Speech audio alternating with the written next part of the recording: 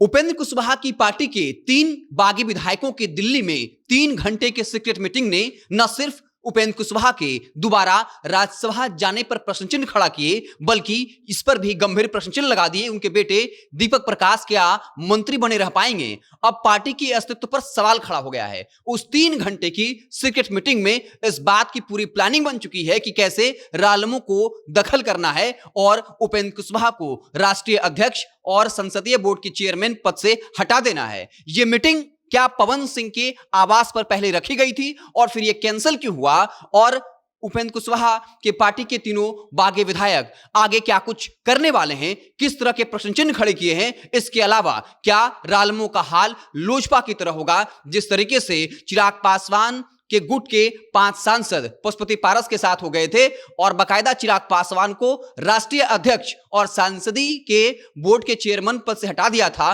क्या वैसा कुछ उपेंद्र कुशवाहा के साथ होगा या फिर एकनाथ शिंदे की तरह होगा, जहां उनके 60 विधायक में से 40 विधायक ने अलग गुट बनाया और पार्टी के संविधान के मुताबिक और कोर्ट के फैसले ने भी एकनाथ शिंदे गुट को असली शिवसेना माना और उनको सिंबल दिया। हम आपको पूरी कहानी बताएंगे। उससे पहले औपचारिकता के लिए बता दें कि मेरा नाम है हिमांशु कुमार और आप देख रहे हैं जनता जंक्शन। दिल्ली में जो उपेंद्र कुशवाहा के 3 बागी विधायकों ने 3 घंटे तक मीटिंग की, पहले ये मीटिंग जो है वो पवन सिंह के आवास पर होना था लखनऊ में, लेकिन किसी वजह से वो मीटिंग टल गया और अंततः दिल्ली में बुधवार के दिन 3 बागी विधायकों की मीटिंग हुई और इस मीटिंग में 3 में से 2 ने एक को अपना नेता मान लिया है और ये निर्णय लिया है कि जो भी नेता फैसला करेगा सब उसके साथ हैं। इसके साथ ही वहीं पर यह प्लानिंग बनी और जिन लोगों ने भी उपेंद्र कुशवाहा का साथ छोड़ा, बेटे को मंत्री बनाने के बाद सारे लोगों को फोन पर कांटेक्ट किया गया।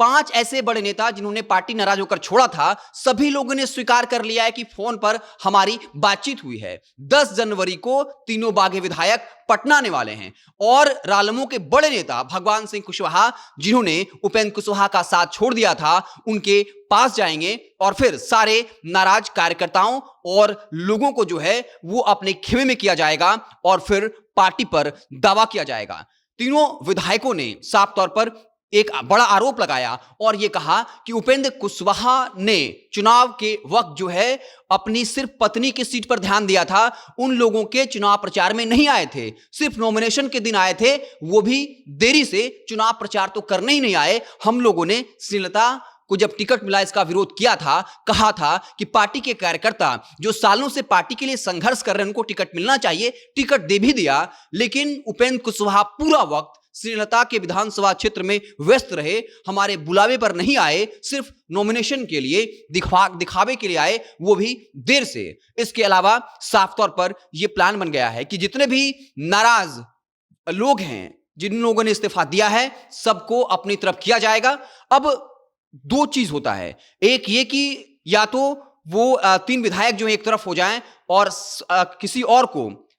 रालोमो का राष्ट्रीय अध्यक्ष बना दें और संसदीय बोर्ड का चेयरमैन और उपेंद्र कुशवाहा को साइडलाइन कर दें, या फिर सीधे तौर पर पार्टी पर ही दावेदारी कर दें कि क्योंकि 4 में से 3 विधायक एक तरफ हैं। ऐसे में कई तरह के सवाल खड़े हो रहे थे कि क्या जब 3 बागी विधायक बागी हो गए हैं, ऐसे में क्या उपेंद्र कुशवाहा आखिर किस नैतिक बल पर यह कहेंगे कि हमें दोबारा राज्यसभा भेजा जाए। और उसके बाद सवाल तो यह भी खड़ा हुआ, अगर उनके 4 में से 3 विधायक ने अलग पार्टी ही बना ली और पार्टी पर दावा ठोक दिया, तो फिर दीपक प्रकाश भी कैसे मंत्री बने रहेंगे। कहा यह भी जाता है कि बीजेपी नहीं चाहती कि उपेंद्र कुशवाहा को जो है वो राज्यसभा को भेजे, और ऐसे में बीजेपी क्या पर्दे के पीछे खेल तो नहीं कर रही है, लेकिन चुपचाप देख भी रही है। बीजेपी इसमें कोई इंटरफेयर नहीं करना चाहती है। अगर तीनों बागी विधायक एक अलग पार्टी बना लेते हैं या उसी पार्टी पर दावेदारी ठोक देते हैं, ऐसे में उपेंद्र कुशवाहा पर यह नैतिक दबाव बनेगा, न तो वो राज्यसभा की सीट मांग पाएंगे और उनके बेटी मंत्री बने रहेंगे या नहीं, इस पर भी प्रश्न चिन्ह खड़ा हो गया है। तो क्या रालोमो का हाल जो चिराग पासवान की पार्टी के साथ हुआ था वही होगा? क्या रालोमो का हाल वही होगा जो उद्धव ठाकरे की पार्टी के साथ हुआ? उनके 60 में से 40 विधायक ने अलग गुट बनाया और कोर्ट ने भी एकनाथ शिंदे की गुट को असली रालोमो माना और पार्टी का सिंबल दे दिया था। क्या रालोमो के साथ भी ऐसा ही कुछ होने वाला है? क्योंकि तीनों बागी विधायकों ने